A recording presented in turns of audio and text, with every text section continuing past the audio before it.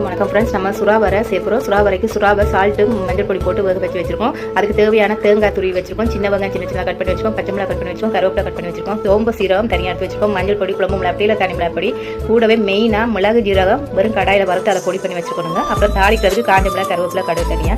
இப்போ நம்ம தாளிக்கிறத தவிர மீதி எல்லாமே ஒன்றா சேர்த்து மிக்ஸ் பண்ணுறோங்க. வேக வச்ச சுறாவை போடும்போது நம்மளுக்கு சதை தனியாக அதோட எலும்பு தனியாக வந்துடுங்க. நம்மளுக்கு எலும்பு அதோட சுறாவோட எலும்பு நம்மளுக்கு தேவையில்லை, தூக்கி போட போகிறோம். ஸோ அதோட சதையை மட்டும் எடுத்துட்டு நம்ம நல்லா கையால் செஞ்சு நல்லா எல்லாத்தையும் மிக்ஸ் பண்ண போகிறோங்க. இதை பாருங்கள், இந்த எலும்பு வந்து தனியாக வந்துடும் வேக வச்சதால. ஸோ இப்போ எல்லாத்தையும் சேர்த்து நம்ம மிக்ஸ் பண்ணிவிட்டு கடாயில் எண்ணெய் கொதிச்சதுமே கடுகு கருவேப்பிலை காஞ்ச மிளகாய் போட்டு தாளிக்கிறோங்க. நல்லா தாளிச்சதும் நம்ம மிக்ஸ் பண்ணி வச்சா சுறா தேங்காய் அது எல்லாம் போட்டு மிக்ஸ் பண்ணதை எடுத்து நம்ம இது கூட சேர்த்து நல்லா கிளறணுங்க. நல்லா கிளறும் போது நம்மளுக்கு உதிரியாக வர வரைக்கும் நம்ம கிளறணும். இதுக்கு மெயினே பார்த்தீங்கன்னா மிளகு ஜீரக பொடி போட்டிருப்போம். அதோட வாசனை வந்து நம்மளுக்கு கம்மண்டு வருங்க வறுவடும் போது. ஸோ வறுவட்டதுமே நம்மளுக்கு உதிரியாக வருங்க. இந்த மாதிரி உதிரியாக வர்ற வரைக்கும் நம்ம வறுக்கணும். உதிரியாக வந்ததுமே சுறா வர ரெடி.